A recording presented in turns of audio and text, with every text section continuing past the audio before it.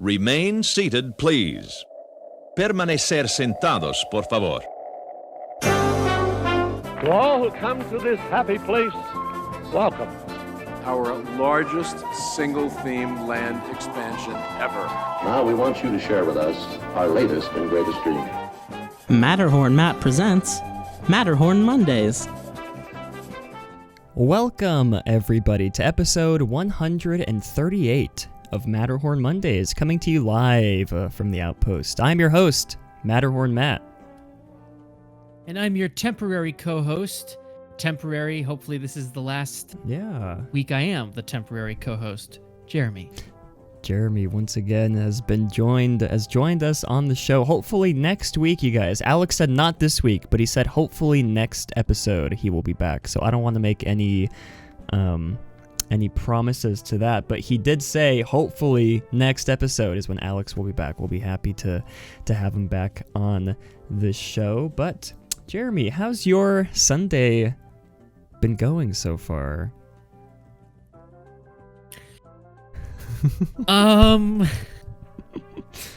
Listen, I'm not going to pretend that everything is going well right now in the world and I don't feel the anxieties and sadness over that. So, if you're here for an hour of escape, I don't blame you, but, yeah.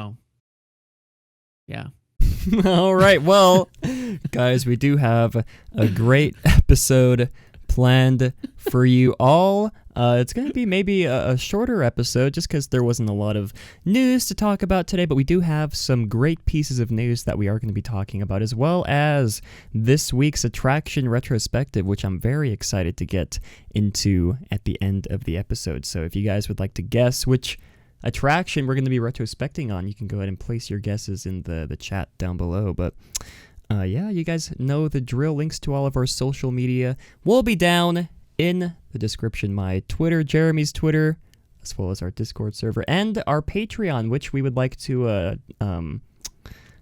share some stuff about our Patreon. We put out a Google form asking. Well, I'll quote the tweet that I put out because that's like the best way that I can phrase it. So, we are of course continuing to produce lots of amazing content behind the scenes. Historyland will be coming back very soon, and we are also thinking about expanding our exclusive content to our Patreon page, which our Patreon page has been sort of inactive for the past long while, I guess. But we are planning on revitalizing our Patreon page, and we would like to know what you guys would like to see from us regarding I guess like tiers. How much would you guys be willing to subscribe monthly, as well as what kind of rewards you would like to get, or you would like to see, what kind of exclusive content to the Patreon that you would like to see. And this will of course not impact any of the content on our main channel, Historyland, Matterhorn Mondays, etc. We just want to, provide the best behind the scenes style content to you guys from our Patreon page. And if you guys would like to vote on that as well, you can go ahead and follow the Google form down below, which is different from the Google form for our birthdays. So 2 separate links we will have down in the description for the Patreon poll, Patreon survey, I guess is what we should call it, the Patreon survey, as well as the birthday Google form. So if you guys would like to help out the channel, follow the link, vote on what you would like to see from our Patreon. But, well, Jeremy, do you have anything you'd like to add on to that before we... I think I covered most of it, but... Yeah, no, basically everything you said, Matt. We are developing new series, and we're also working very hard on the return of Historyland, and it's going to be more ambitious and more amazing than you guys could ever imagine, and we're excited for you guys to see what we've been working on. We also want our Patreon to be more of a way to communicate with fans of the channel. We really want you guys to be in control of that, of what we can offer you if you so choose to support us. Again, we don't want to force anybody to, support us. All of the content and love, like Historyland, Journey Through Animation, this podcast, and other series will, of course, always be free on YouTube. But we also want to offer, exclusive behind-the-scenes look at our creative process. We know a lot of people are interested in that as well. So, yeah, fill out that Google form. Let us know what you'd like to see if you are even thinking about supporting us on Patreon. And yeah. Yeah, and of course, you guys know the drill. Google form down below if you'd like to be wished a happy birthday live on the episode. You can submit your name, your birthday, if you click the link down below. If you click the link, but I do believe this week we only have one birthday, this upcoming Thursday, the 4th of June. Happy birthday to Mr. Joey on Thursday the 4th.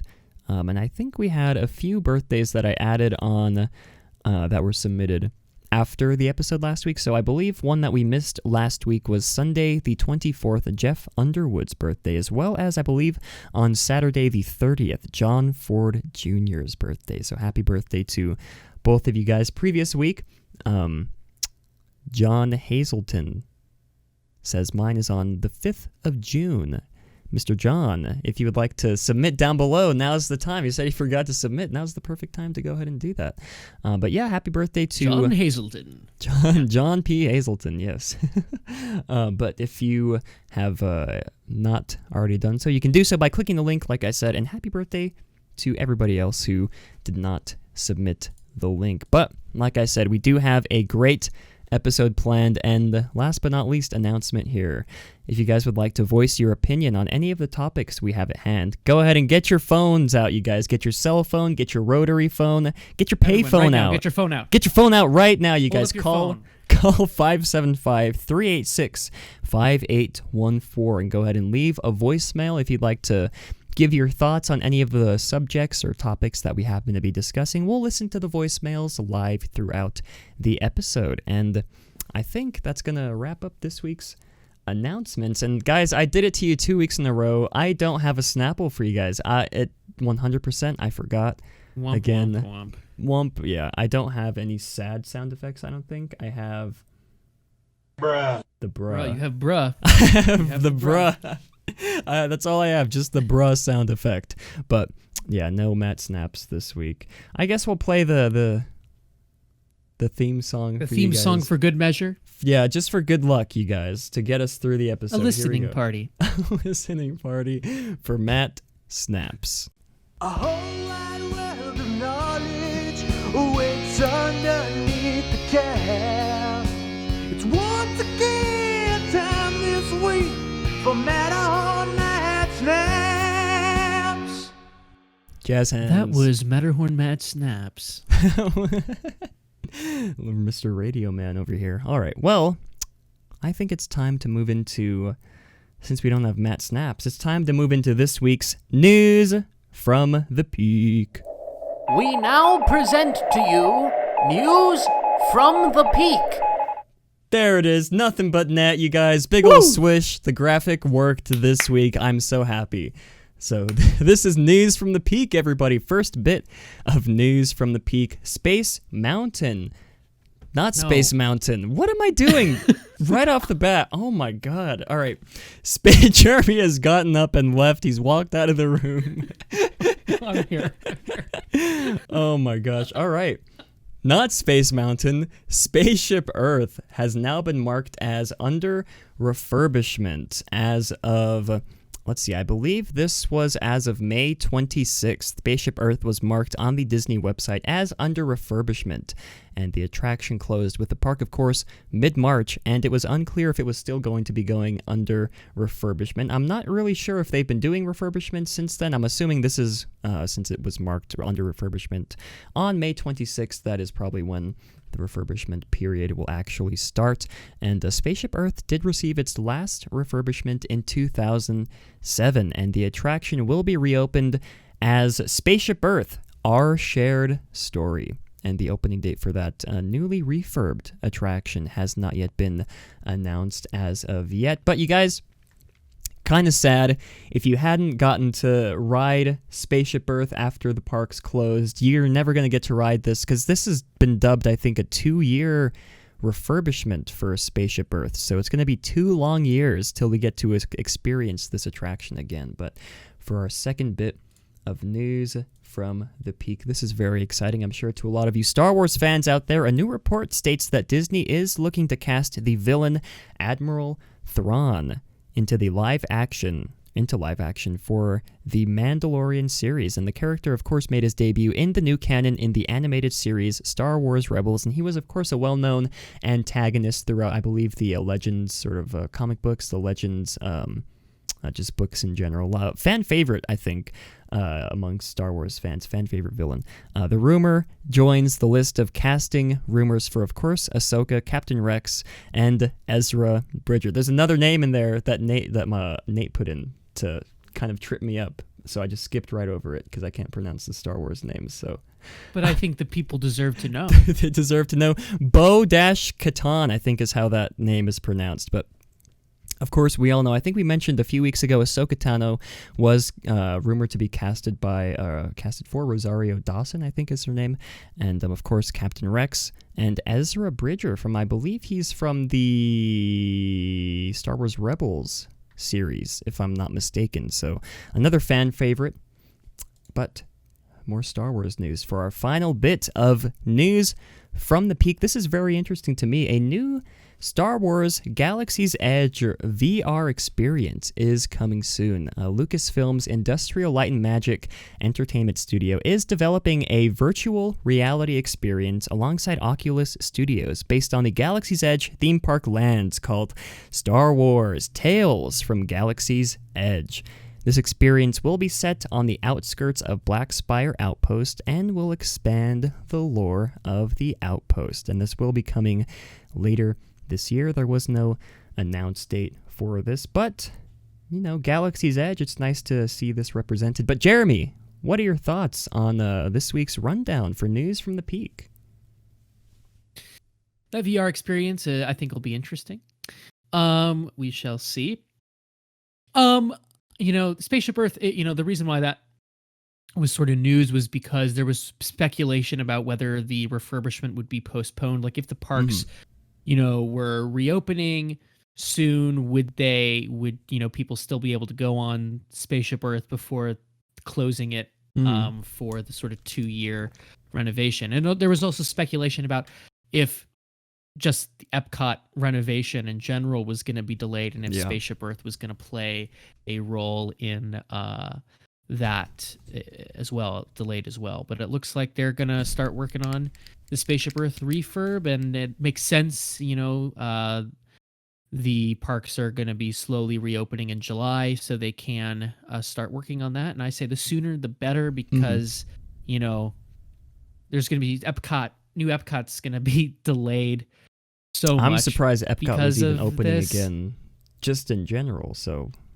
right, yeah, right, exactly. So, hopefully they can get their schedule back on track, because it would be a shame to have Epcot just be a construction site for like 3 years, or more. So, and hopefully, they're able to fulfill their aesthetic vision for it, because if we were to get the sort of IP second Magic Kingdom Epcot without the sort of like revitalized look, that would be pretty disappointing. Yeah. So I agree as well. And I'd like to know what you guys think of this week's news from the peak as well. Comment down below your thoughts on any of the topics we discussed. And you can also call in 575-386-5814 if you'd like to voice your opinion on any of the news from the peak topics that we have today. But we do have some great main topics that we're excited to get into. First, of course, Walt Disney World reopening, frequently asked questions and details on that reopening. And second, of course, the COVID-19 headline rundown of the week. And finally, we do have our attraction retrospective. And I'm happy to say, you guys, the attraction that we wanted to talk about. It was a narrow race. It was close. I'm surprised at how close it was, but the one that we wanted to talk about finally won out this week. So we're excited to get into that. Stay tuned till the end of the episode for that. But of course, we do have our first main topic of the day. And that is, of course, I'm sure you guys have seen this all over the news, all over Diz Twitter, all over Disney YouTube. I don't know if that's the right word to use, but Walt Disney World has announced their reopening details, and the parks will begin reopening procedures in July, starting with the Magic Kingdom and Animal Kingdom opening on July 11th, following with Hollywood Studios and Epcot on the 15th of July. Now, of course, there will be new procedures, I'm sure, like you've been seeing from Shanghai Disneyland, as well as from the opening of Disney Springs. Park hours will be reduced, of course, capacity will be limited, and reservations will be required for you to get into the park. Annual pass holders will be limited to the amount of reservations they can hold at one time, and I believe annual pass holders and people who have already booked stays will be getting priority for those reservations. So, and I think I even read that park tickets will not be. So we'll get into it, but masks, of course, will be required, and there will be temperature screenings. No parades. No fireworks, no meet and greets or character dining opportunities, and social distancing, of course, must be followed. 6 feet apart from your party from another party. But guys, it's finally happened. Walt Disney World has announced the reopening details. And Jeremy, what are your thoughts on all these brand new details coming straight from Orange County, Florida? I mean, we'll see. I think it's exciting to sort of see that they are slowly doing this. We'll see if they're able to pull it off. You know, Shanghai, I think if Shanghai were not a success, I think we would not have seen the July reopening dates. So we'll see what happens. You know, it might be, you know, and it depends. You know, I think either way, if people want to go and they feel safe enough to go and they're willing to comply with the social distancing and the new rules, then yeah, absolutely go and try to have as much fun as you possibly can. And at the same time, if you don't feel safe to go, or even if you don't want to go and not social distance and not wear a mask, then that's okay. Just wait. You know, I would hate to see people wanting to sort of have their cake and eat it too. You know, I don't want to see people going to the park deliberately trying to break the rules and putting everybody's health at risk. So hopefully people are willing to cooperate with the rules. And if they're not, that's fine. Just stay home and wait it out and go to the park whenever you feel safe to. Yeah. So we'll see. We'll see how it works. See, and this will. They're going to learn a lot.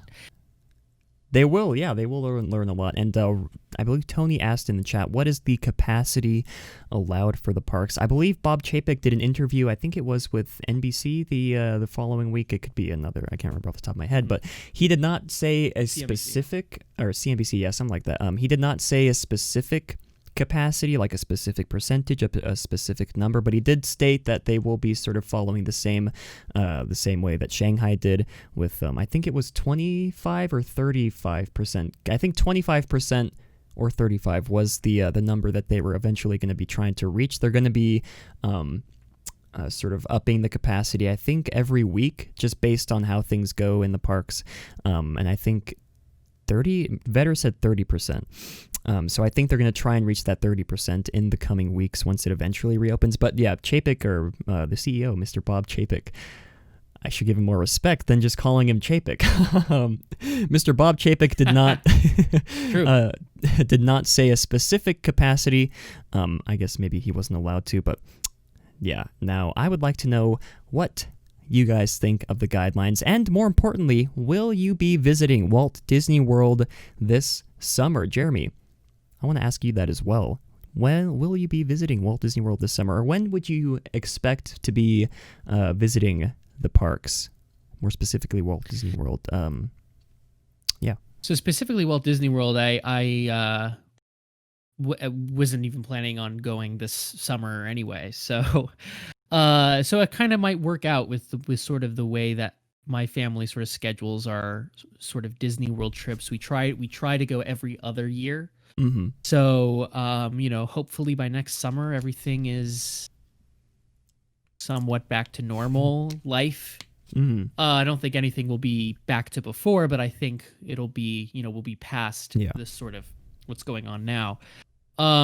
So hopefully by then it'll be fine. I can speak to Disneyland though. I mean, right now for the quarantine, I'm here in Southern California, and we do know that in the phase 3 reopening in California, Disneyland is allowed to open. Now, there still isn't a confirmed reopening date. There still isn't a confirmed talk of Disney reopening Disneyland. Yeah. But let's say if they were to reopen it in August.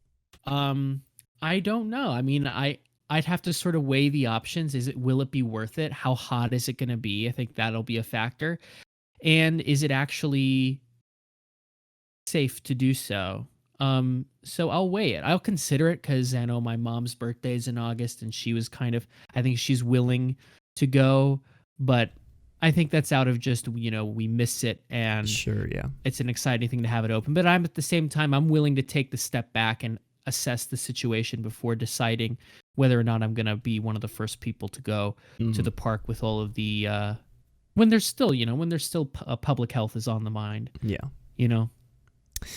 And Tony Mack did make a point in chat, Florida heat with the masks. Ugh. And one thing we did forget to mention is that Disney will also be offering sort of, I think they're calling it like a relaxation area where guests can sort of go, take off the masks for a bit, breathe normally. I'm not really sure if there were any, I don't think there were any like details announced as to where those areas would be, how many people would be allowed in the areas at a given time. But I do remember specifically that they also mentioned that they will be offering areas for guests to sort of take off the mask, chill for just a little bit without the masks on, and continue about their day, go back in the park, put their masks on. I need to sneeze. Oh my gosh, it just went away. Like magic, you guys. Bob Chapek blessed me, and the sneeze went away. What more could you ask for? Now, it is also worth noting, like Jeremy mentioned, Disneyland has not yet announced their plan for reopening, and I want to say that they will be announcing their plan fairly soon, because you'd imagine that the company would want to have both parks on both coasts open around the same time, maybe within like a week or so of each other. But then, of course, I would think, yeah. But then, of course, Walt Disney World operates very differently compared to Disneyland Resort, so we could be seeing different changes when it comes to that. But yeah, so we will hopefully see Disneyland's announcement coming soon. But Jeremy, what are your thoughts on when we might see Disneyland's announcement coming? Just our speculation, wild speculation, and when that opening date for Disneyland Resort might be. So, given that, well, first of all, California has to enter fully phase 3 reopening. I think before we even hear the inklings of Disney executives are talking about a reopening plan or presenting a reopening plan to the government. So it depends. So we have to look at it this way. So Disney World announced their reopening plan about 2 months out before their reopening. So we can sort of speculate that a July reopening for Disneyland is not likely. You would think they would want to try to reopen it in time for the birthday, Disneyland's birthday. But then again, public health is far more important than being able to to have the reopening of the park be also a marketing thing with the birthday. It just is kind of like bad tactless. taste. Yeah, bad taste. So I think they're gonna value, and Disney's been really good at listening to medical professionals and working with them, and also the governments to make sure that the parks are safe for the COVID world that we currently live in. So we'll see if they do, when they do announce. I would expect it'll be about 2 or so months from the announcing date. I would imagine it's possible that it may be sort of a month from now that they announce. Sure. So I'm sort of feeling late summer here. Disneyland might reopen August, maybe September. So yeah, it just still feels so weird to me that we've gone. The park's closed in March, so yeah. You know what's crazy? Is that in almost. March, when they closed, when we were speculating, probably late summer, realistically late summer, and that was like a controversial thing to say because late summer at the time felt so far off when we were in late winter, early spring. Now, when we say August, we're like, ooh, that's coming up. That's exciting. So, yeah. We've gone without Disney parks in the U.S. for almost 3. It feels like it's been a whole year. I'm going to be honest with you guys. These 3 months have been going by so sluggishly. But then there's really? some days where it feels like it's going by it's fast. For me, this has been a sort of dream state. I can't believe how fast it's gone. I can't believe that tomorrow, we're recording this on Sunday. Spoiler for everyone who watches this on Monday. Spoiler We do alert. it live on Sunday. I can't believe, then I should say, I can't believe that today is June 1st. Yeah.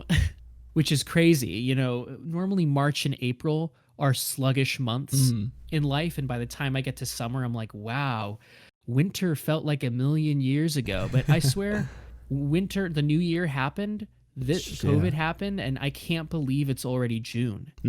For me, it's just gone by so rapidly fast.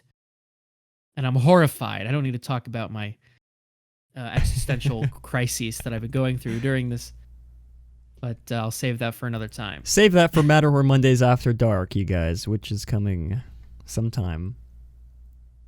I guess that's going back to the Patreon there. We have long alluded to our shenanigans of Matterhorn Mondays After Dark. So if you want to see Matt and I get a little crazy, you may want to subscribe to that Patreon coming down the line. Yeah, guys, because that's coming sometime, whenever we have time to put it all together. Yeah. But we do have a voicemail to get to from Mr. Avery. Avery's back, you guys. We always love to hear Avery's voicemail. So let's go ahead and see what Mr. Avery has to say about Walt Disney World's reopening date. I think when it comes to wearing masks in the Florida heat, you have to consider this. In Asia, wearing masks is normal. In Southeast Asia, it can get humid, like as humid as Florida or even more humid than Florida. And they still wear masks and they're fine with it. They're comfortable with it. They don't complain. In Japan, they have masks for toddlers. They have masks for kids. Do people complain about that? No. People are complaining here in the U.S. that wearing a mask is communism. It's not communism. You know what it's called? It's called staying safe and caring about the health of other people around you. Care about their health. It's about staying safe. It's not communism.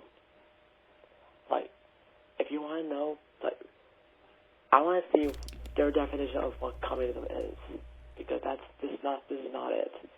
And I think now with that aside, Walt Disney World reopening, I think I expected a mid-June reopening. I did not expect them to wait another month. But if you think about everything that they have to deal with right now, if you think about JPEG's statement about about why Universal's opening earlier and why they think that it's best to open in July, it all aligns because they have so much more to deal with. I know that people are saying they had so much time to think about this, to think this through. You don't know that. You don't know how much time they took. You don't know how much time it really took them to think about this. But I think July is a good time to open. I mean, in my opinion, I think they should open later, like August.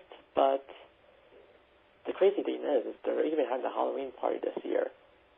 And they won't have any parades, no fireworks, no shows. What's the point of selling tickets to parade? What's the point of even going to the Halloween party?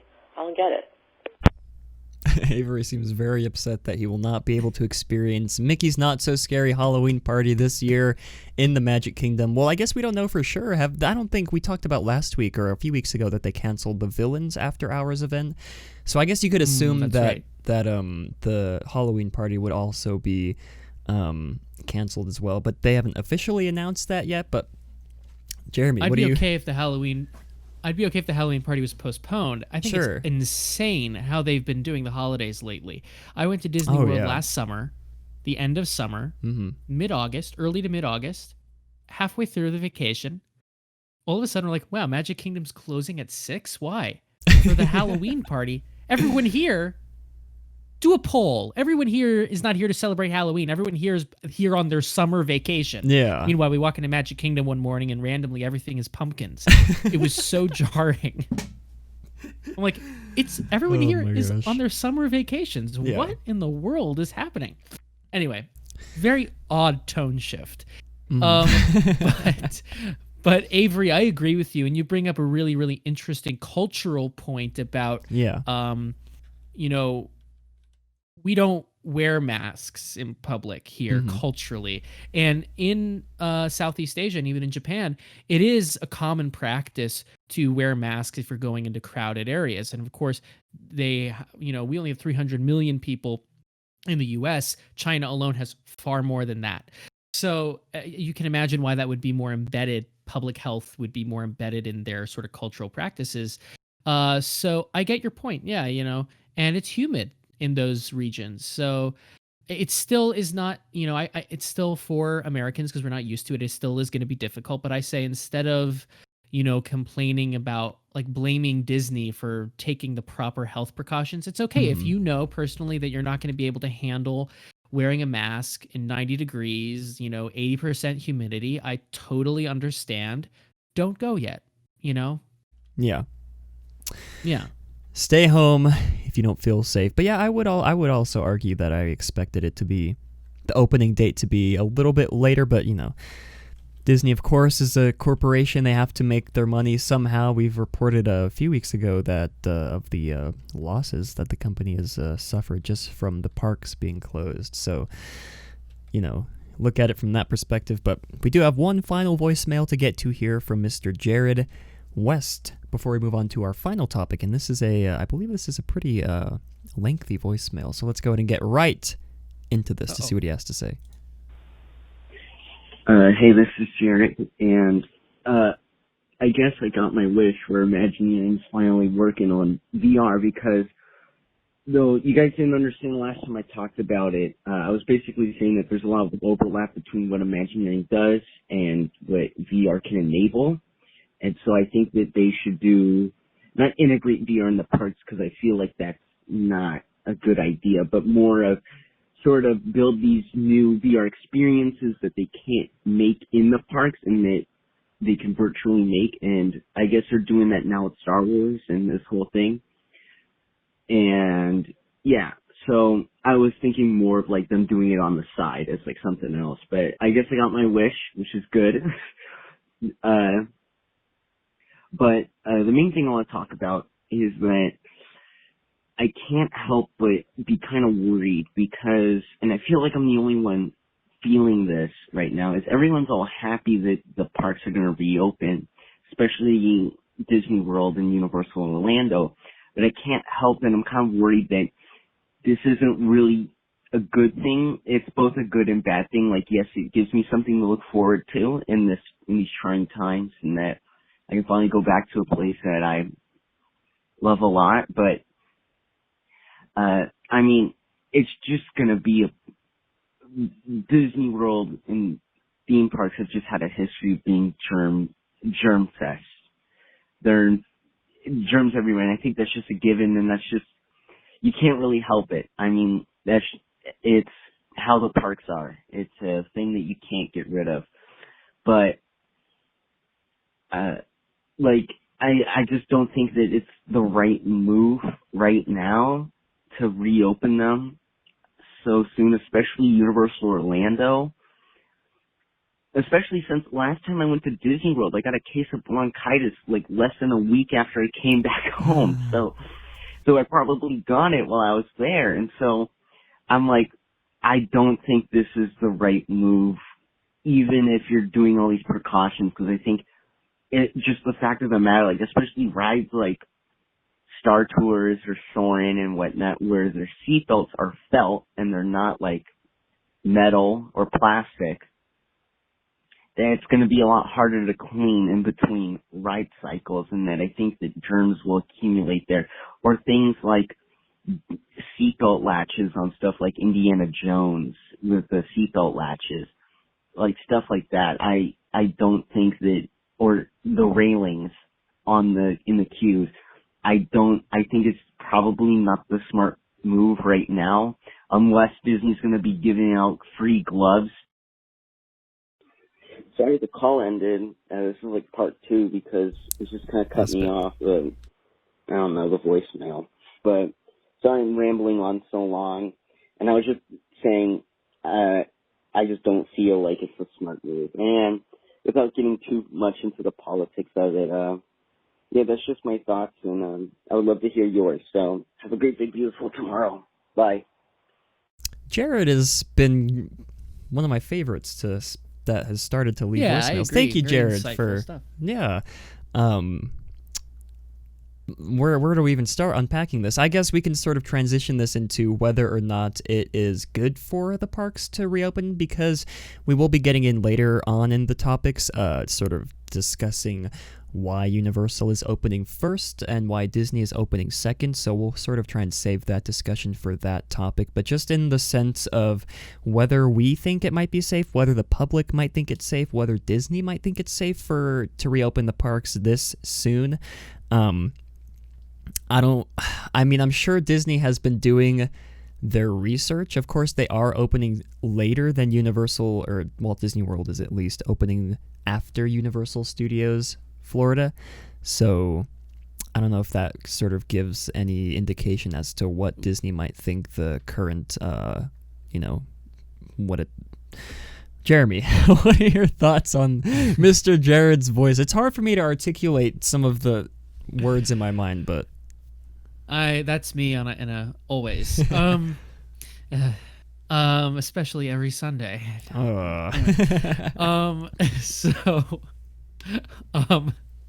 No, we're happy to be here. So Jared, you bring up excellent points there, and there are a lot of unanswered questions with this, and I know that I think they're reopening in July, which I agree I was sort of, oh wow, that's so soon. Yeah.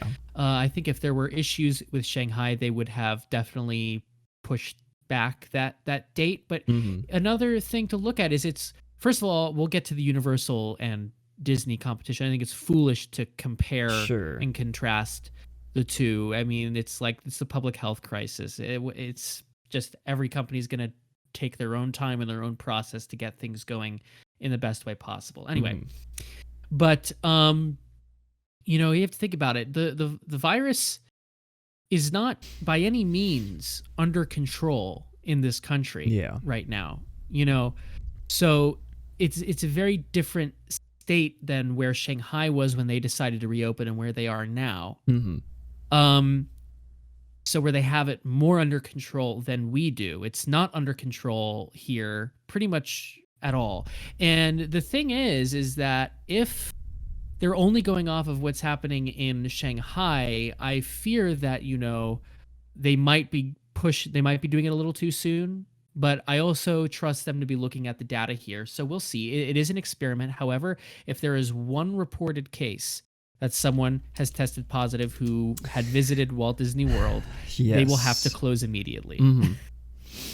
Yeah, that is the one big thing, because I'm sure Disney would absolutely hate the negative press that would come to them if for some reason a case of COVID popped up originating from their parks. I'm sure the same with even Universal, even SeaWorld, they would, just hate that as well. It's just horrible, press for the companies. But I don't know. I feel like, at least for me, in comparison from like Walt Disney World comparing to something like SeaWorld or something like Universal, I would trust Disney more. This is just my personal thoughts on this. I would trust Disney more on their judgment rather than, maybe just because Universal is opening earlier doesn't mean that they might have, which we'll get into later, but just doesn't mean that they have their situation more under control than Disney.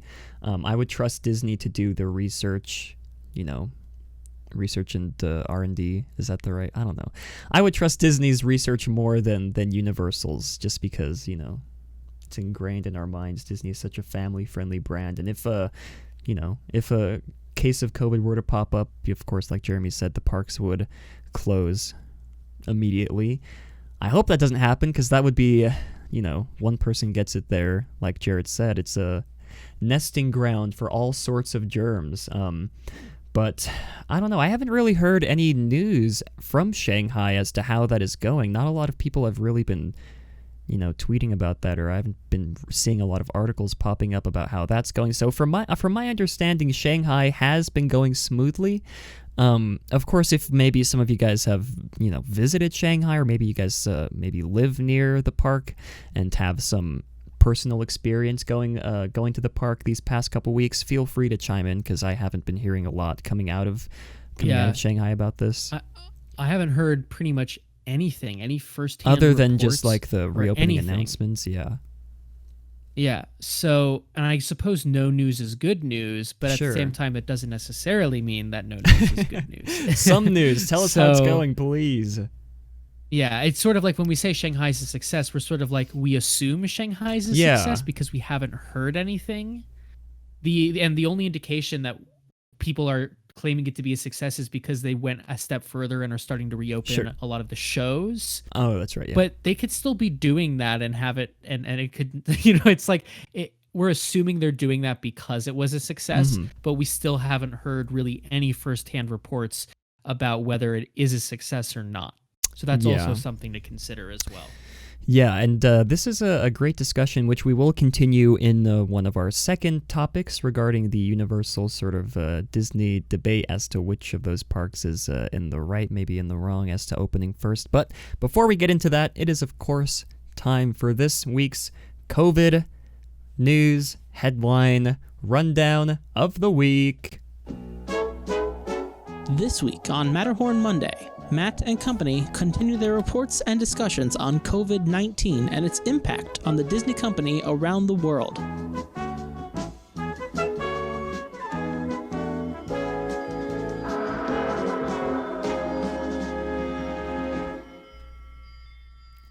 It feels so weird to have such an upbeat song like about this this topic, but it's a great song either way, you guys. But anyways. I know. Each week I'm always like, is it a good look that we're jamming out was when thinking it's the like same. COVID rundown? Oh my gosh, please don't cancel the show, you guys. Please don't cancel us on Twitter. But anyways, of course, we do have our COVID headline rundown of the week. And starting us off here, Walt Disney World Company. What did I just say? The Walt Disney Company appoints Carlos Gomez as Senior Vice President and Treasurer during this crucial time. And of course, links to all the articles we refer to will be down in the description down below if you'd like to read further into these. Second headline here, Disney Vacation Club releases additional details on reopening, point banking policies, and face masks at resorts, of course with increased sanitation, new hand sanitizer stations, and physical distancing in public areas. Final headline of the day, limited monorail and ferryboat transportation will be available for resort guests upon reopening at Walt Disney World Resort. So it's nice to hear that the monorail will still be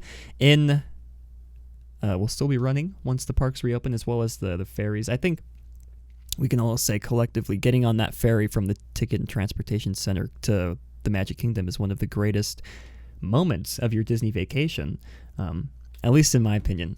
But for our main headline to run down here, Bob Chapek, that is, CEO of the Walt Disney Company. I still haven't gotten used to that. Bob Chapek explains why Walt Disney... Are you regretting, Matt, all the times that you've verbally assaulted the man on this program? Oh my gosh, I'm not. Just kidding. Or am I? Bob Chapek explains why Walt Disney World is opening later than Universal. Now, this is, of course, going to be where we might try and continue on the discussion that we had previously, but this article does come from us from Blog Mickey. And Bob Chapek, when asked why Disney is opening their Florida resort a month later than Universal in July. June, July.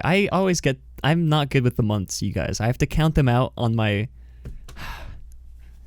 We'll just continue reading. Chapek stated the following, quote, "We feel that this is the oh my gosh. We feel that this is the right time for us in July. We've got a different situation, frankly, than Universal does because we're so much bigger. We have a much more complex business. We've gotten a different labor situation, and at the same time, we're also going to be implementing a new reservation system for our guests. It's going to take some time to take the millions of reservations that we've already got on the books and then switch that over to a new reservation system.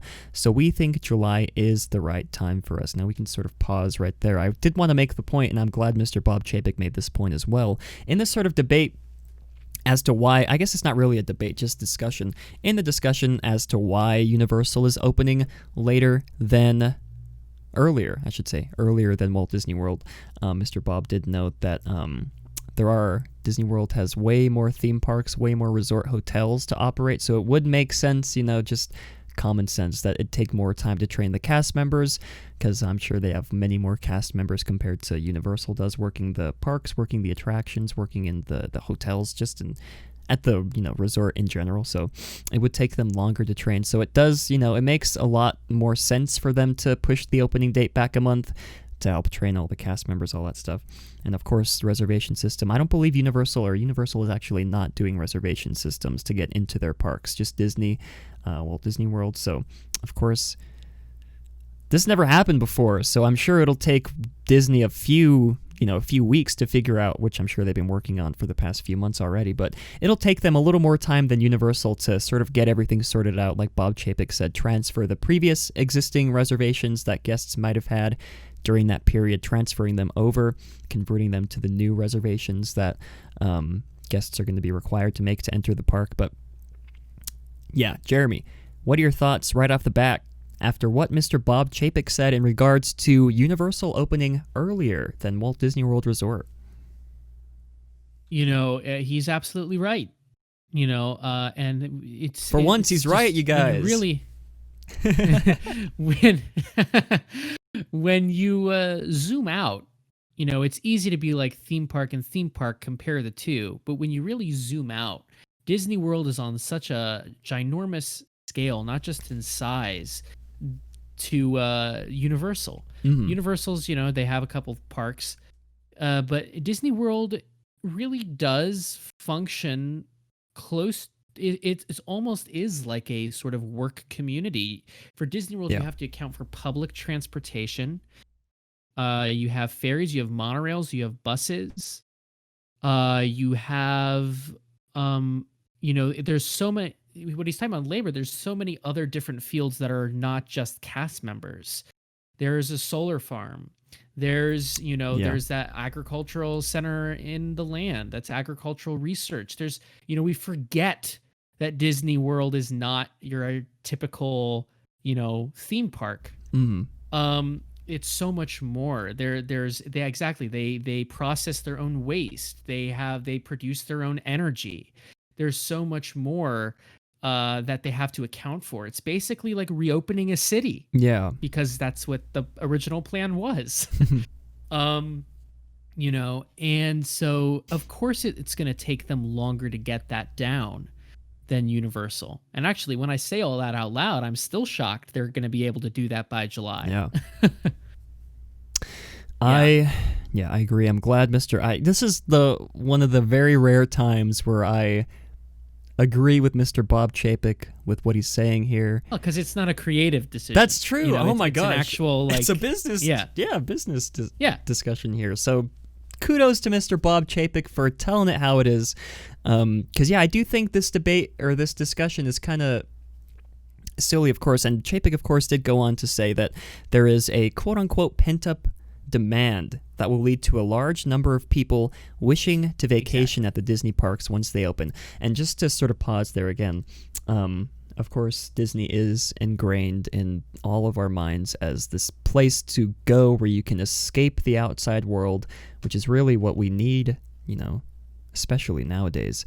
Whereas Universal, you can't really say the same thing in comparison to that. So it would make sense that they are planning for maybe not a lot of people, but a large number of people to be booking reservations to try and get into the parks as soon as they can, especially for the annual pass holders who have been paying all these months and haven't been able to go. Whereas, Universal, I haven't been to Universal in years, so I can't really speak much in regards to the experience there. But yeah, it is very nice to see. I mean, not to knock on Universal. I used to love it when I went as a kid, but Disney, it's just like comparing cats and dogs almost. Disney compared to Universal, which is not a bad thing. It's just two different. There's no real way to word this correctly, but it's not a bad thing. You're right. It's not a bad thing. It's just a different conversation. Yeah. Oh, interesting conversation for a different time. Yeah, well, just noting here, I absolutely love this picture of Bob Chapek standing so proudly with his arms crossed with Mr. Chewbacca and Hondo Anaka there at Galaxy's Edge. He definitely looks like the man in charge, and I would take instructions from that man if he were my boss. But I would like to know what you guys think. Do you agree that there is a lot of demand for Disney parks? I would have to agree that there has been a lot of demand from Disney parks, especially like we've been saying during these past 3 months when they've been closed, and even just this past week, you guys, with all the news that's been brewing up. We need this sort of escapism to go to a Disney park, to forget about the outside world just for a few hours if you get the chance to go. Maybe if you decide to book a few days there. It's what the world needs right now. And whether or not you feel like Disney is in the right to reopen the parks this soon, whether or not you think it's related to the health of the guests, the health and safety of the guests, whether it be in regards to, of course Disney has to reopen the parks so they can start earning back all the revenue that they've lost. But just in regards to thinking of like the people, thinking of the consumer, I do feel like Disney does have to open the parks as soon as they can, not just to help recoup the losses that they've had, but to help the American public, escape for however many minutes, however many hours a day they get to spend in the parks, whether or not you have to wear masks, whether or not you have to social distance. You might have to wait an extra 30 hours to get on Pirates of the Caribbean because the queues will be so long. But yeah, Jeremy, do you have any closing thoughts on this topic before we continue on? Not really. I mean, you pretty much said it all. Yeah. I mean, listen, if the state can reopen their beaches and they're packed within 30 minutes, sure, of course, people are going to be, rushing to this park. So I think they're very smart in recognizing that and trying to implement a system that will limit the amount of people who are able to go.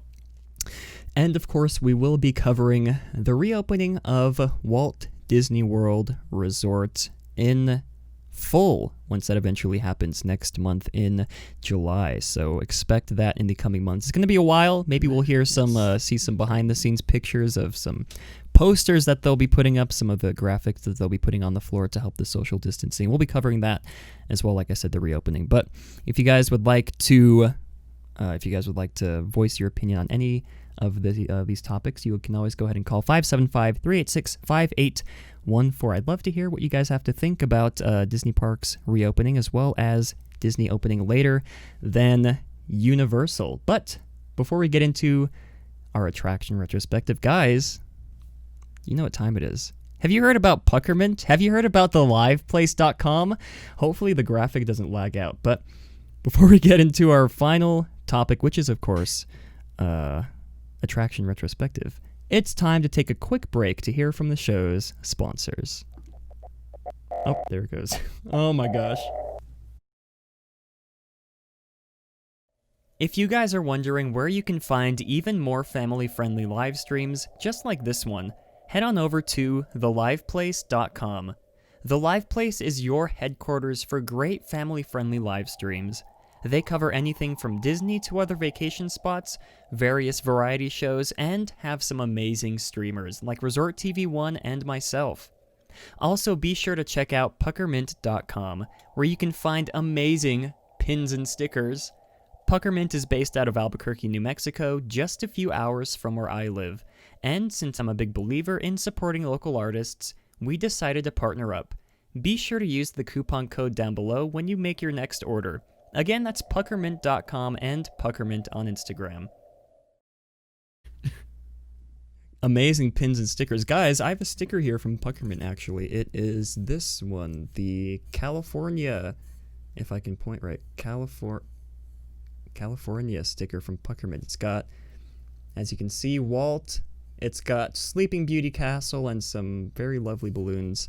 Puckermint.com. I would highly recommend you support them. Like I said, local business. But before we continue on, it is, of course, time, which we still don't have a theme song for sadly for this segment. You guys got to step up your game. Theme songs.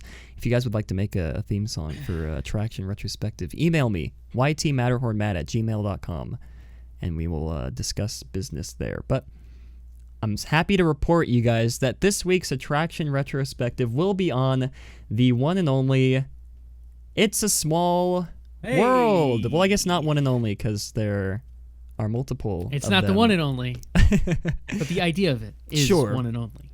It's a small world, you guys, and we tried to make this ride win a few episodes ago by putting it twice on the poll, but this time it went out fair and square. It beat the Carousel of Progress, and it also beat out Great Moments with Mr. Lincoln, which, you know, two great rides that we would also be very happy to talk about at length. But of course, everybody loves It's a Small World, and I think this could be this could turn into a very great discussion. So if you guys would like to call in 575-386-5814, let us know what you think about It's a Small World. Do you think the theme song is annoying, which we'll be getting into?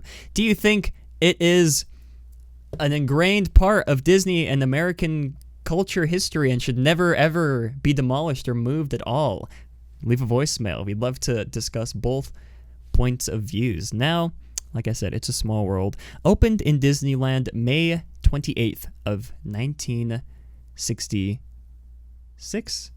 I have 1996 written here, so I'm assuming that I made a typo there. God. So it could be either or, you guys. I wasn't born till after then, so really it could be anything. But of course. Oh my gosh. This is, of course, one of the 4 attractions that Walt Disney and his team created for the 1964-65 New York World's Fair, alongside the Ford's Magic Skyway, Carousel of Progress, and, of course, Great Moments with Mr. Lincoln. So, and of course, all 4 of those attractions, well, I guess all 3 minus the Magic Skyway in part, were transported to Disneyland 1966. I did it again, you guys. I might as well just change that right here to 1966 so I don't keep making that mistake. The years vary. Lincoln arrived in 65, Small World, I think, arrived in 66, but it might have arrived in 65 as well, but I'm not sure. And Carousel of Progress arrived in 67. 3 really amazing attractions. 3 of my actually top 10 almost, I think, Disney attractions of all time. So that's kind of crazy. We always talk about how crazy that time of Disney history is, working on the World's Fair and then transitioning to, Pirates of the Caribbean, and then later on Haunted Mansion. It's just crazy to me how much they managed to create in that small amount of time. But Jeremy, I know, right off the bat here, yeah? What are your thoughts on It's a Small World? Just your initial impressions here. I love It's a Small World.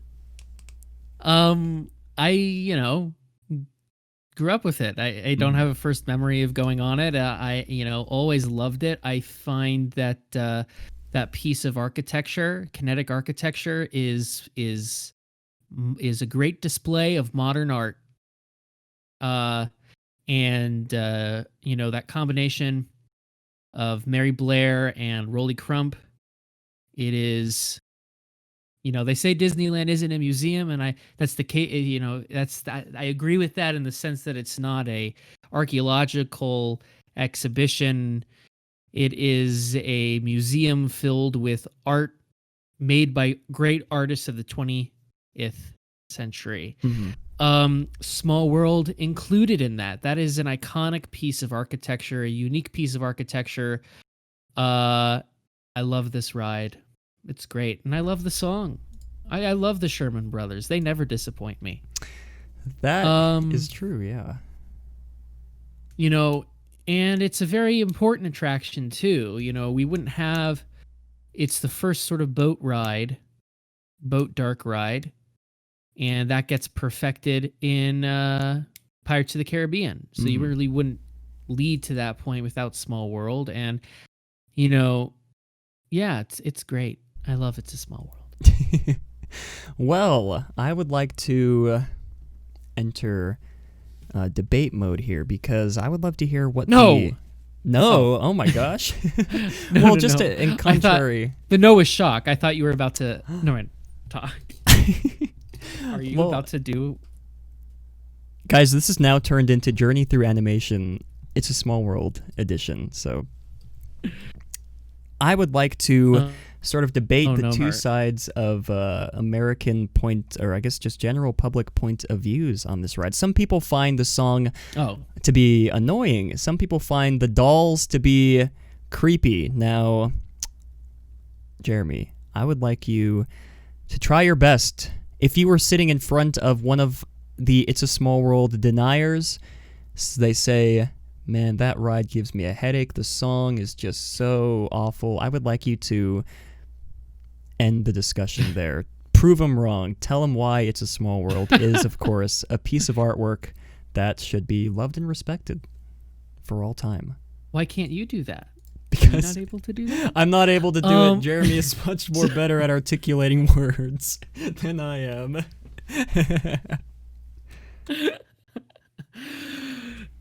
Well, let's see. First of all, I don't think anyone is. I think no one actually hates It's a Small World. I think it's a joke.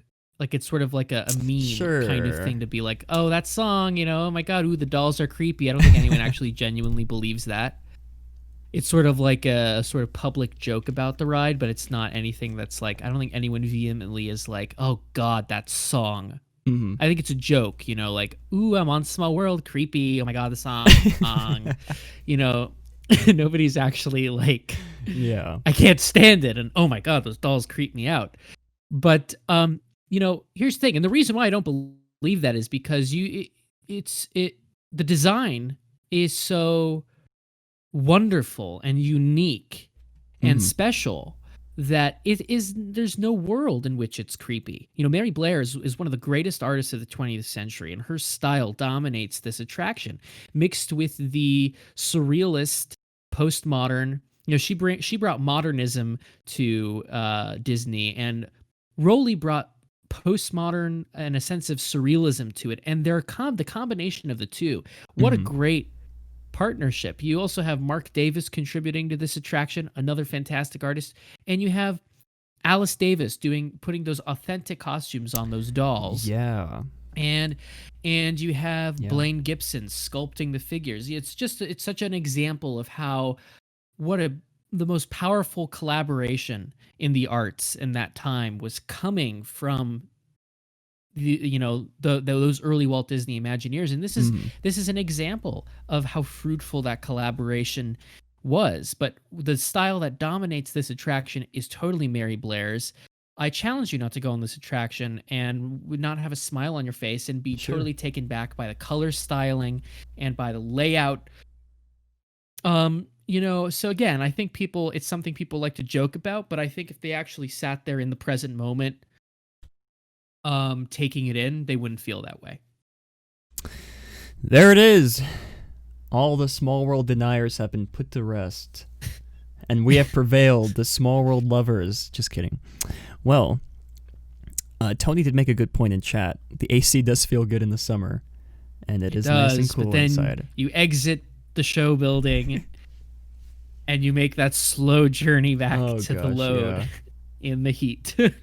I remember in December, the last time I went to Disney World or Disneyland with Alex, it was raining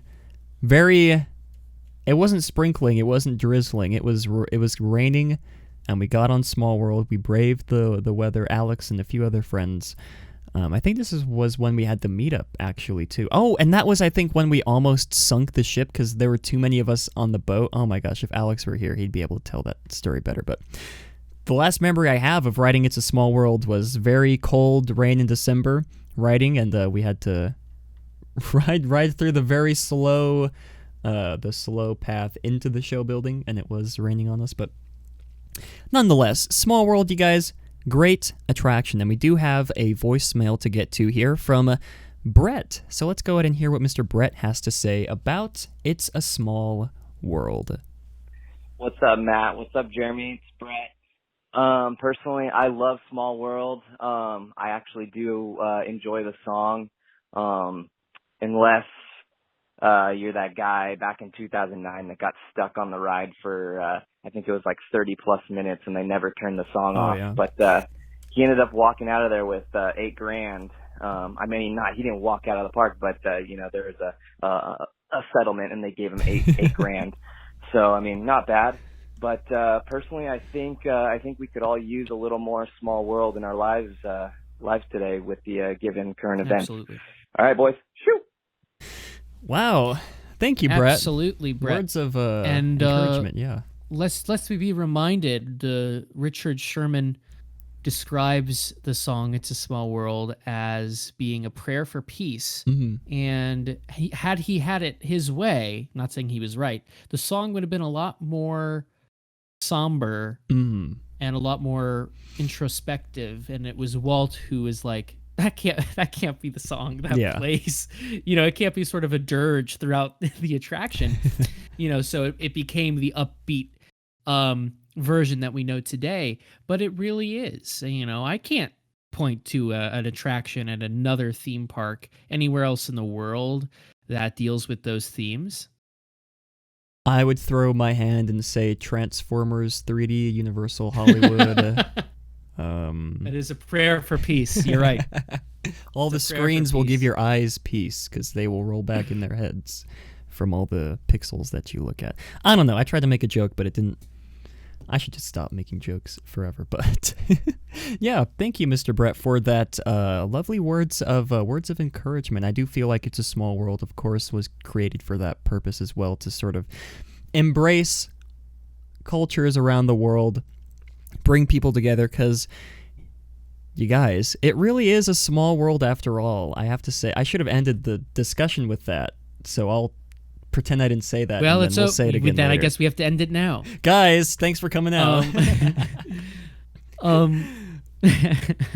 I forgot what I was going to say. Yeah, well, I was going to say, I think there's a really great behind the scenes. I don't think it's in, and it might be from a documentary, but I remember seeing it in like a clip from a documentary on YouTube about, it might have been Richard Sherman talking about his creation process of the It's a Small World theme song, and it's a really great, I'll try to link it. It was from an excerpt of some documentary, but I just watched the one clip on YouTube. I'll try and link it down below for you guys to watch, because getting inside that guy's mind when it comes to his music making is a treat, a real treat. I wish we would have. It's very sad, I think, that there aren't many interviews with Mary Blair in regards to like her artwork, not just like with It's a Small World, but just in general, like her work on the animated features as well. It would be absolutely amazing to hear straight from her mind how she put this whole thing together, her inspiration for everything.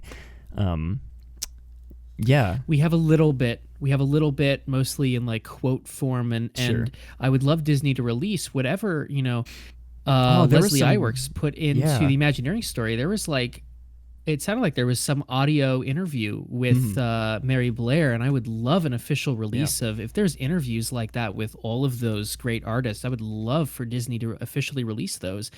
In fact, in little teaser, in our new History Land, we have something called the Imagineer Frontier, which is basically going to be 3-part documentaries on specific artists. I'm not going to reveal who we're doing first, but down the line, of course, there's Imagineers you just really want to hit and do, and one of them is Mary Blair. Not physically, there isn't a lot but of metaphorically. All right, hit them. Yes, get to. Oh my goodness. And there unfortunately is not a lot of biographical sources. There's no official biography on Mary Blair.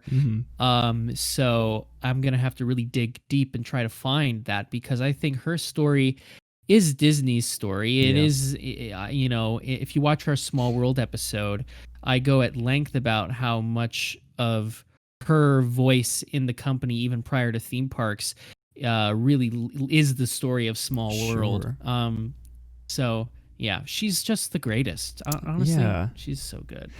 I wish we could have gotten the opportunity to meet Mary Blair, but I'd like to sort of transition this discussion into the external facade of It's a Small World, because as you can see in this Yes. image here, this image is taken from the Disneyland Resort. And as you can see from this previous image, this was from the World's Fair. And I don't believe, right in the top corner, you can see the Tower of the Four Winds that Mr. Raleigh Crump helped design. I should have gotten a better image to throw up there specifically of the tower, but as you can see here, of course, just a general show building for the attraction, but it is very interesting to me to see the transition from the, of course, the centerpiece, the Tower of the Four Winds, and then, of course, I think Mr. Raleigh Crump said that he was not happy with the design of that. He might have said that in the Imagineering story. I think he said he wasn't happy with the design of that, and then him and Mary Blair, I believe, worked together. I think that both of them worked very well together. I think I don't know why I always say Mr. after, that's just, I don't know why. He says it, I pointed this out to him. He says it to any gender, which I guess, fine. We'll use Mr. as a sort of gender neutral word. I'm all for it. It's the 21st century. Mr. Mary Blair. But, yeah. Oh my gosh. Well, yeah, I think it was said in the Imagineering story that both Raleigh Crump and Mary Blair worked very well together. Mary Blair did all the artistic stuff, and I think Raleigh Crump said that he was very good at transitioning her sort of drawings into the physical form. So yeah, it is very interesting to me to see the transition of from that. And I must say, this is the best picture I've ever seen of color picture of the It's a Small World in the World's Fair. I mean, look at that vibrant color. But of course, as you can see from this second one as well. And moving on to the finished product of what we see here today, very iconic. Of course, this is the facade of every single It's a Small World attractions around the world in some form or another. Well, no. Yes and no. Well, Jeremy, why don't you go ahead and speak more to that then? God, this should just be over. Okay, Matt is right. Matt is right. It is the basis for all small world facades around the world. In Florida, it is really scaled down and inside. It's also scaled down a little bit for Tokyo, but it is the same pretty much architecture. Paris is basically sort of like an homage to Mary Blair and Raleigh Crump, but it is the second generation Imagineers doing their own twist on it with respect to the form of what was before. But none of that is Mary Blair. It's Mary Blair inspired. Tony asks, is there an It's a Small World in every Disney Magic Kingdom style Disney park? I want to say yes. Is there one in Hong Kong? No. There might be. I don't believe there's one in Hong Kong. I don't believe there's one in Shanghai. Shanghai, that's two, yeah. I'm not sure about Hong Kong, but sure Shanghai, there's not one. There was a point where it was sort of a staple of a Magic Kingdom park. Yeah. And, there was no question it was going to be in Florida, Tokyo, Paris. So, yeah. We actually have Raleigh Crump to thank for this facade because Walt really wanted the Tower of the Four Winds at Disneyland. And there is one in Hong Kong. Oh, that's good. I'll have to look it up. I want to see that. And Raleigh Crump said, Walt, if I'm going to be frank with you, and I can't use the words that he actually said to Walt, but on this program, but he said, yeah. But he basically was like, it's horrible. I was not proud of this piece of architecture at all. It was better in model form than it was in the actual full scale. And so because of that, he won Walt over, and he took Mary Blair's really amazing sort of palette design, things, and transferred that to the third dimension. And it was Walt who said, what if we put a clock there? And that's how we get this amazing, kinetic, unique piece of architecture. I think the best clock not that, but there's the Tower of the Four Winds. I think that looks pretty cool. I'd love to see that in person. Yeah. But if it weren't for Raleigh not being happy with that piece of architecture, we wouldn't have the also incredible piece of architecture and the best clock tower in the world, as far as I'm concerned. Yeah, it's cool. Yeah, and now I think we do have a lot of voicemails to get to about It's a Small World. Let's get to those. Yeah, we do have a voicemail. I believe this is from Ryan. So let's go ahead and take a listen to what Ryan has to say about It's a Small World. Hey, so I see we're talking about It's a Small World. This is an attraction very near and dear to me. I think this is probably one of my favorites growing up. I love the scale of it. This is probably, in my opinion, the second most massive ride in Disneyland. Like, I would go on Pirates and It's a Small World, and I would just gawk at the scale of just the sets. They're just massive, and I never realized how big that show building is until I look at Google Images and Google Maps, and you just see how big that show building is for It's a Small World. It's a big ride, and I don't know how they got it, how they transferred it from New York and they took it all the way over here. This is also an attraction that shows how much Walt was ahead of his time. This is an attraction saying it doesn't matter where you're from, who you are, we are all in this world together. And that was pretty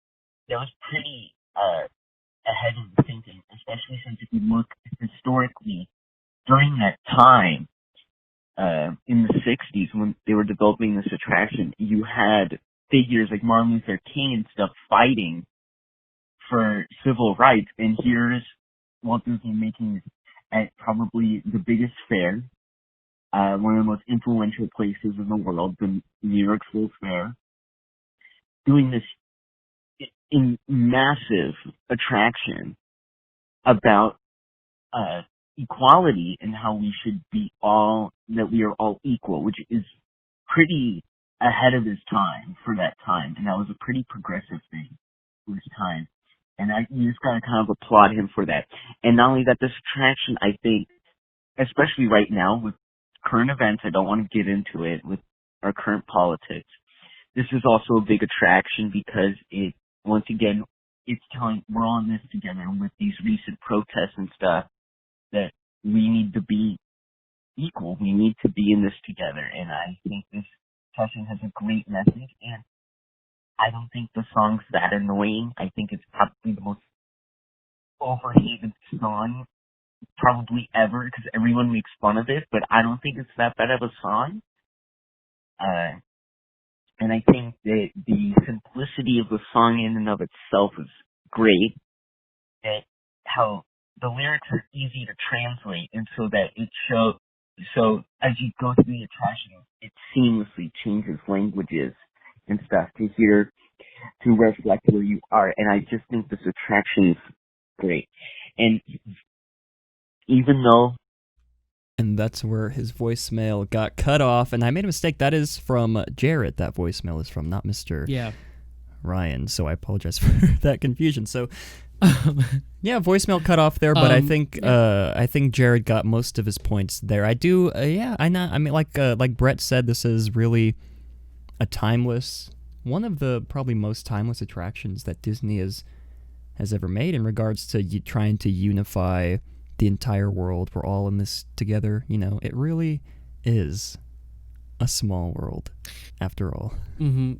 Yeah, I just want to, first of all, before I talk about Jared's voicemail, Tony asked, is there Mary Blair murals still in any parks? Yes, if you'd love to see, she's a brilliant muralist. If you want to still see her brilliant muralist skills on display, when next you're in Disney World, go inside the Contemporary Resort and you'll see her in the Grand Canyon Concourse. Amazing murals that are still there. That was one of the last things she did for the Walt Disney Company, and she tragically died in the late 70s, actually.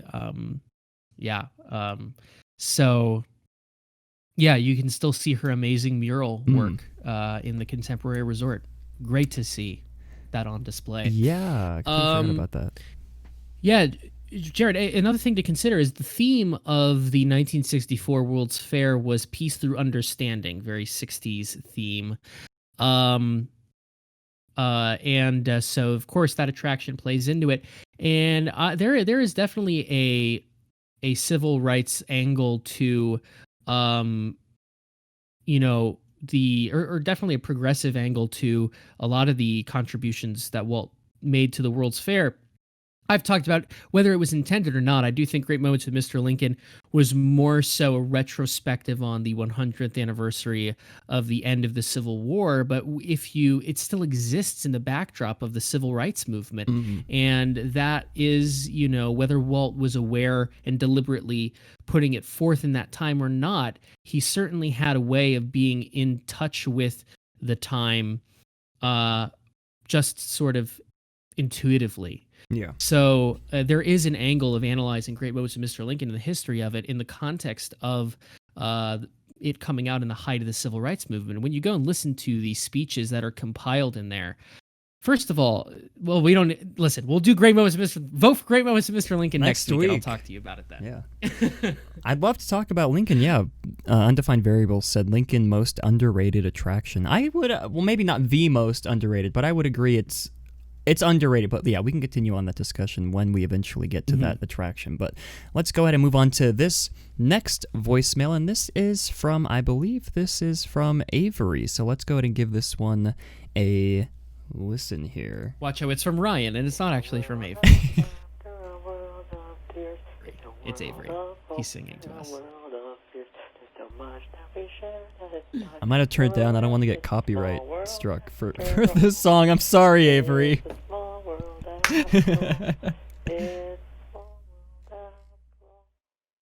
Just tune it down just a tiny bit until he finishes.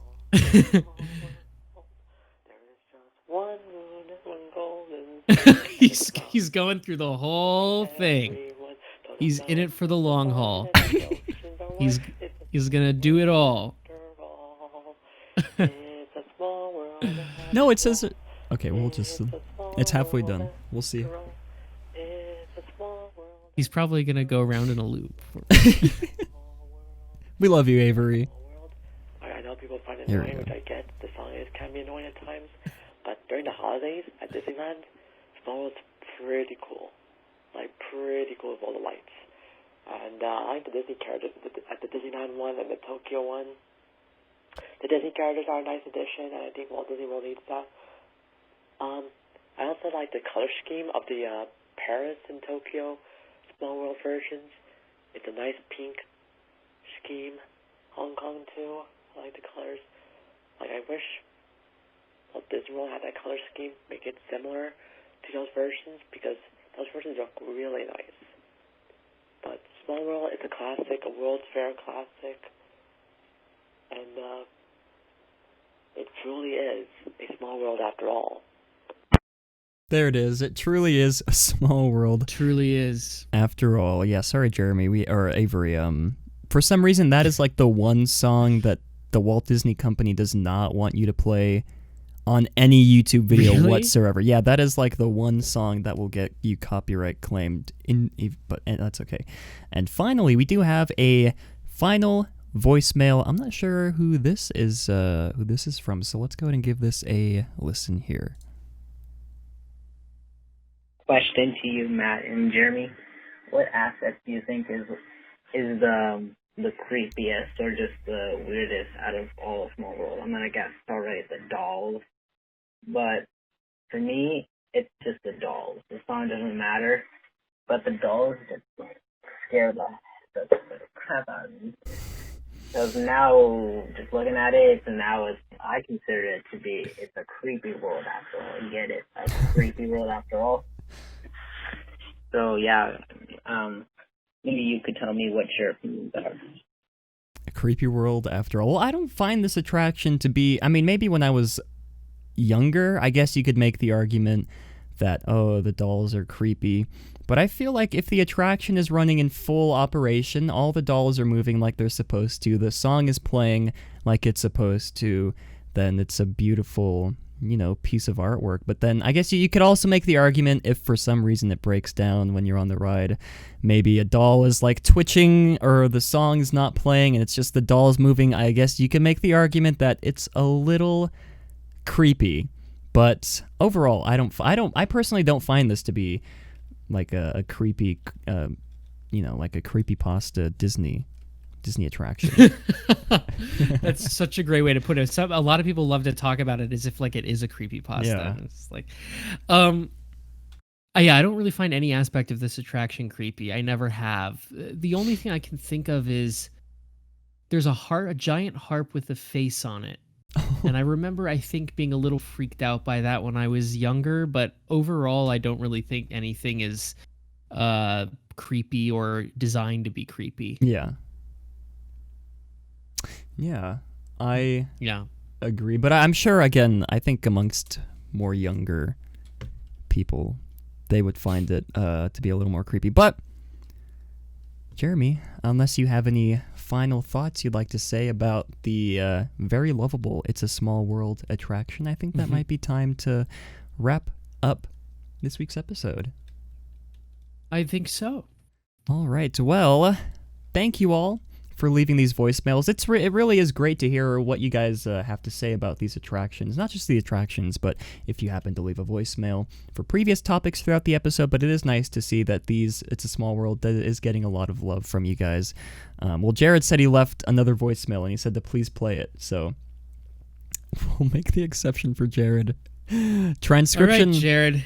This is would love to hear your thoughts. He said this is transcription not available, so it's not loading yet. So this could be a troll for all I know, but we'll give this last voicemail from Jared a listen here. So this is part 2. I'm doing this because one of 2 reasons. Or the main reason is Avery. Why do you want characters in this attraction? No. Well, I don't think they're that detrimental. I still don't think that they should be added, nonetheless. Because if you look at it, it does take away the, I think, message of the attraction. Because it's like, sort of, we're telling this great message about equality and stuff, but here's Stitch, here's Lilo and Stitch on a surfboard, guys, look, it's Lilo and Stitch on a surfboard. Right? Okay? Like, it just feels shoved in there because they want to sell toys at the exit gift shop. It doesn't feel like they're doing it.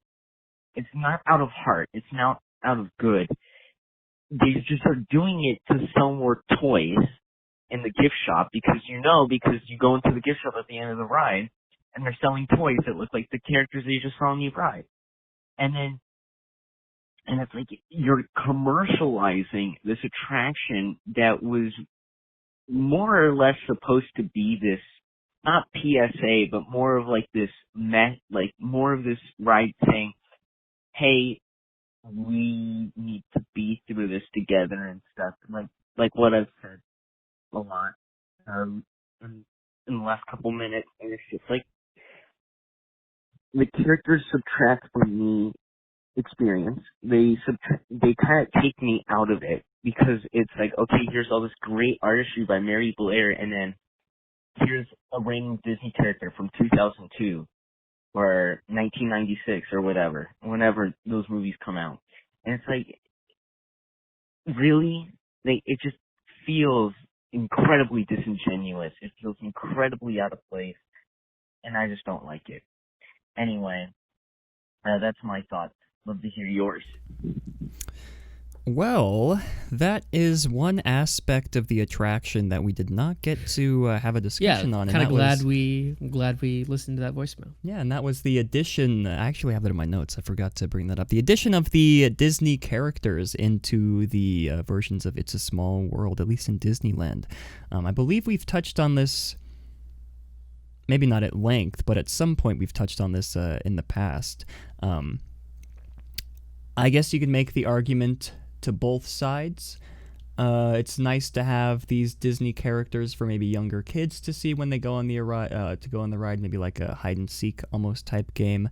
You'd play with like your 5-year-old or something. But you could also make the same argument that that Jared made as well. But I think these the characters were added as tastefully as they could have been added, and I think that was even one of the goals of I always forget her name, the woman who spearheaded this.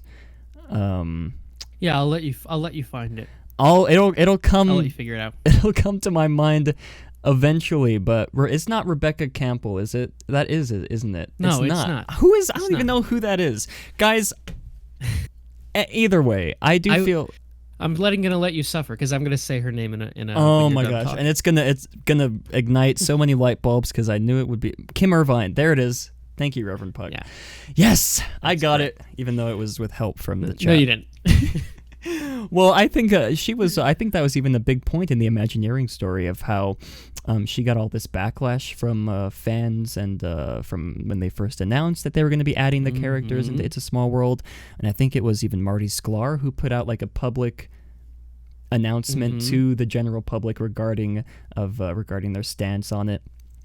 I personally don't have a problem with it. You know, adds a little bit of Disney fun, I guess is what you call it, Disney magic to the attraction. But you could also make the argument that, like Jared said, that the IP should not be in the attraction. But I feel like at this point we've already moved on past that whole ideology of like no IPs in attractions. No, it's going to happen eventually, whether or not we like it, because that seems to be the philosophy of the parks, just for the past few years. But Jeremy, briefly, what are your thoughts on the Disney characters being added to It's a Small World? Yeah, this was, it's a really sign of the times how much Disney has done more on a larger scale, things like that. But at the time when this was announced, it was a huge deal, and there was a huge uproar over it.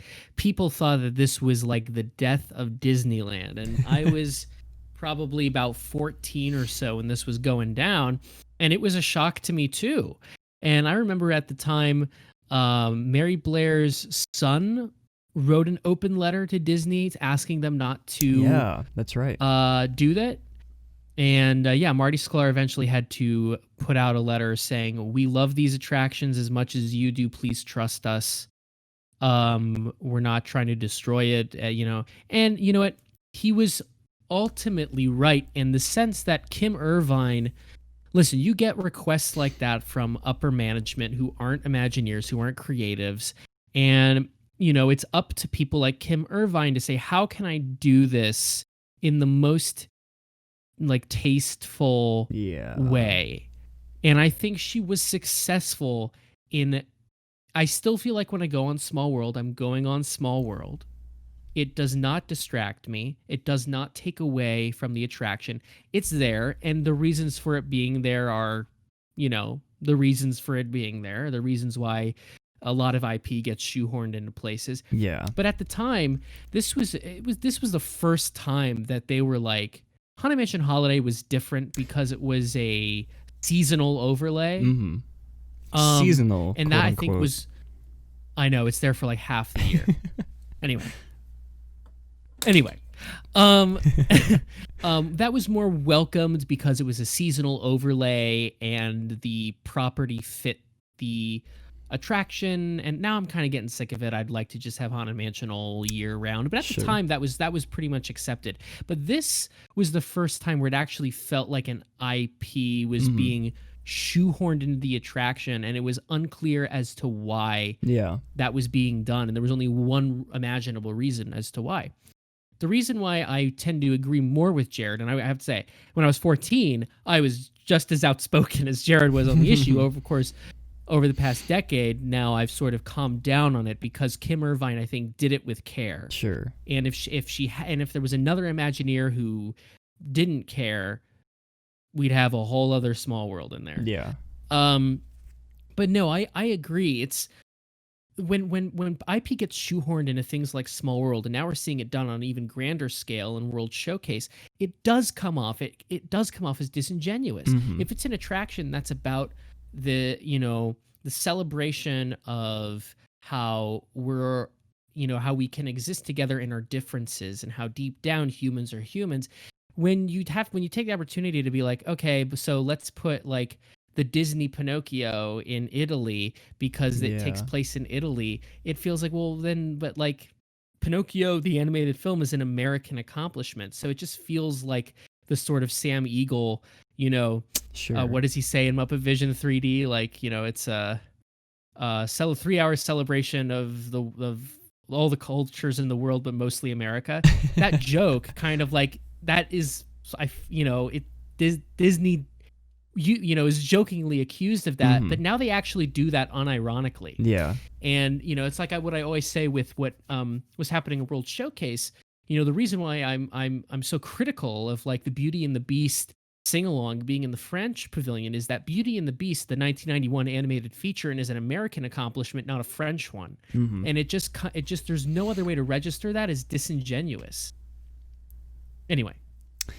Yeah, no, very well said from Mr. Jeremy there. And of course, you can always have opposing viewpoints on this. But, for me, I don't mind. They're not going to be going away anytime soon, so might as well just, they're not. And I've accepted it, and Kim Irvine did a great job integrating into it. It could have been so much worse.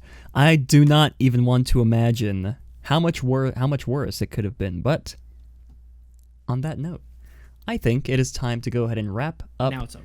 This episode. Oh wait, I forgot. And it what definitely is a small world after all. And now it's time to close off today's episode of Matterhorn Mondays. Thank you all for coming to today's episode. As always, links to Jeremy's Twitter, links to my Twitter, all the social media will be down in the description below, as well as our Patreon page, as well as our survey for you to fill out in regards to our Patreon. You don't have to be, I guess I should make this point as well. This survey is not for people who want to donate to the Patreon. It's for everybody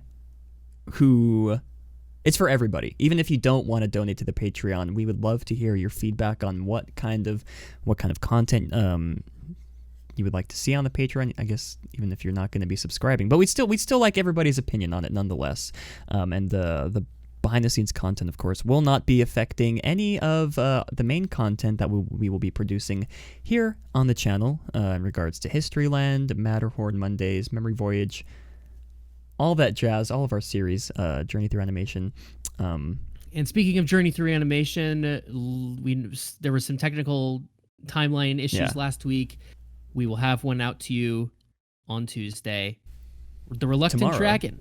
Interesting. Yeah. Go ahead, watch it before that. It's on Disney Plus, you guys. Go ahead and watch The Reluctant Dragon before you watch Jeremy's and Jeremy and mine. I can't. Let's just end the episode. I can't talk anymore. Thank you all for coming to today's episode. Yeah, we hope to have Alex. I don't want to make any promises for Alex. He did say hopefully next week, but he also stated that he hasn't started to unpack any of his computer peripherals, stuff like that. So it could be another week until we see Alex the Historian. That is the week after next. But hopefully, I know cross you're your all fingers. sick of me. Sick of me too. Just have Alex on the stream. So if Alex can't make it to the show, I'll just leave it to Matt to do it alone. Oh my gosh.